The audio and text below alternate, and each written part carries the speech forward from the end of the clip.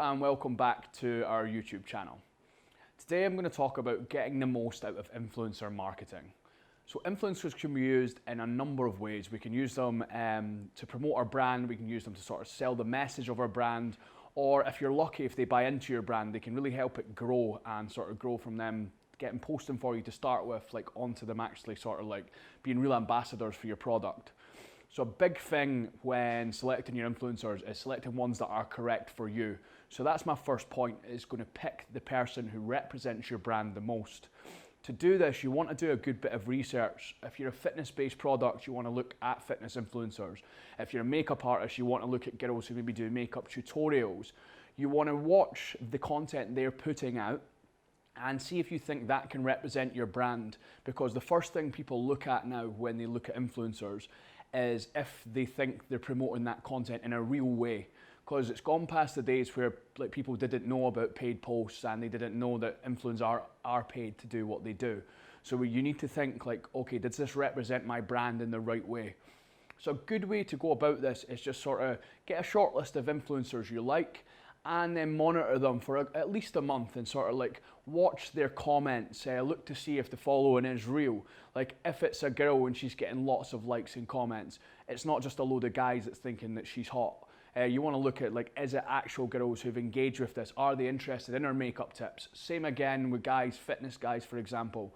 It's not just a load of girls liking his pictures, it's people asking, commenting on his fitness routine, or see if they're asking about the products they've promoted, or if they're engaging well with that client base. It's a really good way for you to gauge if this influencer is right for you. Okay, so my next point is going to be to maximize your choice. A big thing that I always say is the way to go is look at YouTube influencers. These guys have the best sort of acquired and strong following. People don't just like their pictures or follow them, they've subscribed to their channel and they've sort of built this audience over time. The YouTube guys that I've subscribed to, I watch week in, week out, and I've grown accustomed to expect a certain type of content from them, and I look forward to viewing it. So I always say these guys are the sort of best guys to go for. If they're doing tutorials, if they're going to talk about your product, they're teaching people something. But then they can also cross-promote on their Instagram platforms, so you're getting sort of double bang for your buck with these type of guys. It's not to say that they are the be-all and end-all, because certain industries and certain types of influencer won't be apparent to the YouTube platform. Again, just sort of take the time to pick these guys correctly. Okay, something to think of when managing your influencers is you don't want to strangle them with too strict brand guidelines. You want to let these guys create in their own specific way. They've grown their following over time and their following follow them because they like their content. So something that I've always tried to do is don't give them strict brand-based contracts. You can give them the product or your services, give them the information and let them tell the story in their own way. This will get the best reaction out of their audience and it will benefit you more in the long run. Another big thing to think about with influencers is let them take over your channel.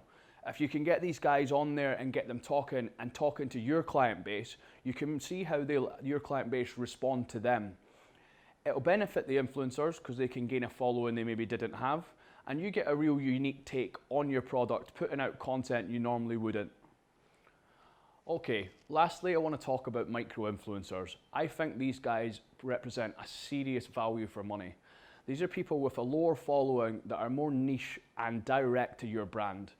They talk about it in a way that's a bit more personal and very specific to them. You're going in and getting guys quite early who have got say between 10 and 30,000 followers. You're getting them to grow with your brand and really engage with the product. Okay, so that's everything for today. That was my personal take on influencers. It's things I've learned over the years I've been working in this business. It's things I've seen work for brands and how I think to get the best out of them. Influencers can sometimes be hard to manage or you don't understand how to get the most out of them. So I hope these tips have sort of given people a little insight into it and how to approach it correctly. So thank you as always for watching. If you've got the time, click subscribe and I'll see you next time.